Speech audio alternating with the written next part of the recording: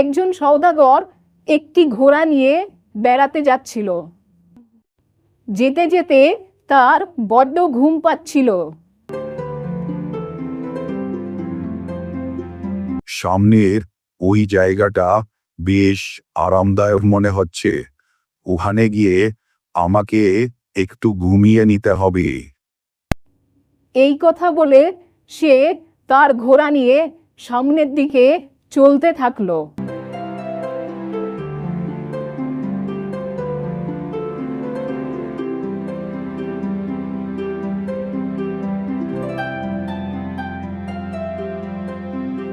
হ্যাঁ, এই জায়গাটা বেশ আরামদায়ক মনে হচ্ছে। ঘোড়াটা এখানে রেখে আমি ওইখানে গিয়ে শুয়ে পড়ি।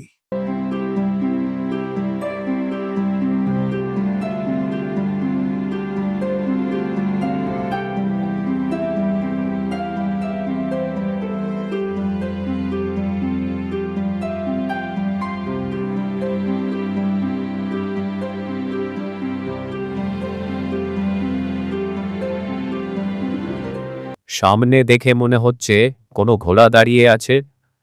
মনে হয় সওদাগর ঘোড়াটি রেখে পাশে কোথাও ঘুমিয়ে পড়েছে। ওই ঘোড়াটা আমার চুরি করে নিয়ে যেতে হবে।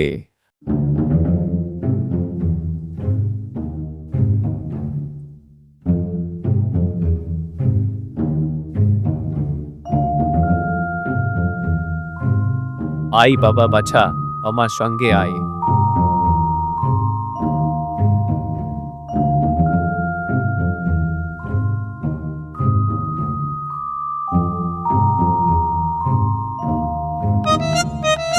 এ কি, বলা নেই কওয়া নেই, আমার ঘোড়াটা নিয়ে ওই লোকটা কোথায় যাচ্ছে? ও ভাই, আমার ঘোড়াটা নিয়ে কোথায় চললে? দাঁড়াও।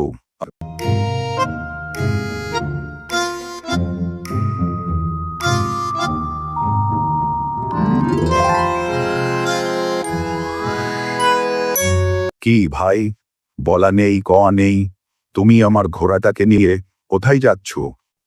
তোমার ঘোড়া আবার কোনটা হলো? সে কি কথা? তুমি আমার ঘোড়া নিয়ে চলে যাচ্ছ, আবার বলছো কোনটা আমার ঘোড়া? খবরদার, তুমি আমার ঘোড়াকে তোমার ঘোড়া বলবে না। কি? আমি আমার ঘর থেকে ঘোড়াটাকে নিয়ে এলাম, আর তুমি বলছো সেটা তোমার? বটে, এটা তো আমার ওই গাছের ছানা। এক্ষুনি হলো। তুমি বুঝে শুনে কথা বলো, নইলে বড় মুশকিল হবে। এরপর সওদাগর রাজার কাছে নালিশ করতে গেল।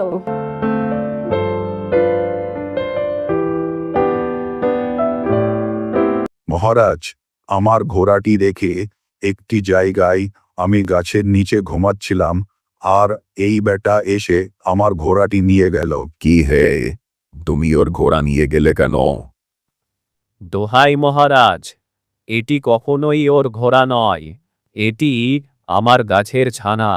ছানাটি হতেই আমি ওকে নিয়ে যাচ্ছিলাম, আর ওই বেটা উঠে বলছে কিনা ওটা ওর ঘোড়া।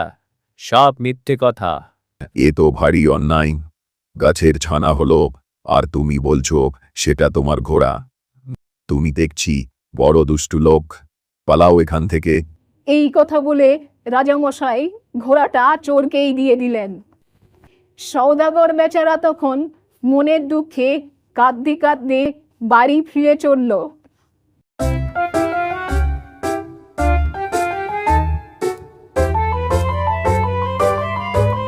খানিক দূরে গিয়ে এক শিয়ালের সাথে তার দেখা হলো। শিয়াল তাকে দেখে বলল, কি ভাই, তোমার মুখ এমন ভার দেখছি যে, কি হয়েছে? আরে ভাই, সে কথা বলে কি হবে? আমার ঘোড়াটি চোরে নিয়ে গেছে। রাজার কাছে নালিশ করতে গেলাম, সেখানে চোর বলল কিনা ওটা তার গাছের ছানা। রাজামশাই তাই শুনে ঘোড়াটি চোরকেই বিয়ে দিয়েছেন। আচ্ছা, এক কাজ করতে পারো। কি কাজ? তুমি রাজামশাইয়ের কাছে গিয়ে বলো, মহারাজ, আমার একজন সাক্ষী আছে। আপনার বাড়িতে যদি কুকুর না থাকে তবে সেই সাক্ষীটিকে নিয়ে আসতে পারি। বেশ, ঠিক আছে, আমি এখনই রাজার কাছে যাচ্ছি।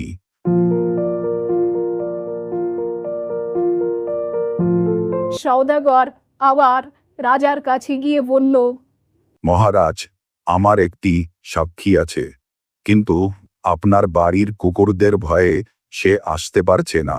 অনুগ্রহ করে যদি কুকুরগুলো তাড়িয়ে দেবার হুকুম দেন, তবে আমার সাক্ষীটিকে নিয়ে আসতে পারি। এই কথা শুনে রাজামশাই তখনই সব কুকুর তাড়িয়ে দেওয়ার হুকুম দিয়ে বললেন, আচ্ছা, এখন তোমার সাক্ষীকে ডেকে পাঠাও। আচ্ছা, ঠিক আছে, আমি এখনই ডেকে পাঠাচ্ছি।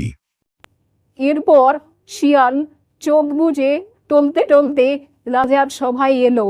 শিয়ালকে এই অবস্থায় দেখে রাজামশাই হাসতে হাসতে বললেন, কি শিয়াল পণ্ডিত, ঘুমোচ্ছ যে? মহারাজ, কাল সারা রাত জেগে মাছ খেয়েছিলাম, তাই আজ বড্ড ঘুম পাচ্ছে।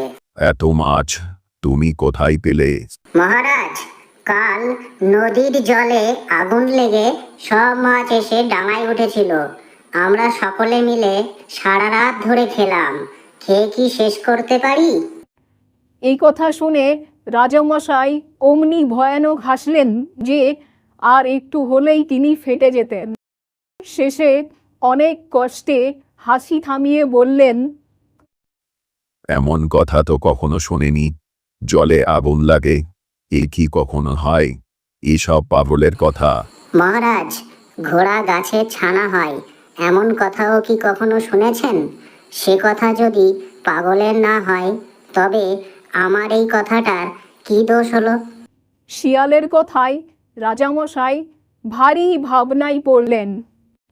ভেবেচিন্তে শেষে রাজা বললেন, তাই তো, ঠিক বলেছ। গাছের আবার কি করে ছানা হবে? সে বেটা নিশ্চয়ই চোর। পেয়াদা, ওই চোর বেটাকে ধরে উত্তম মাধ্যম দাও, আর ওর ঘোড়াটা সদাগরকে ফেরত দিয়ে দাও। এরপর পেয়াদা চোরকে ধরে নিয়ে এলো।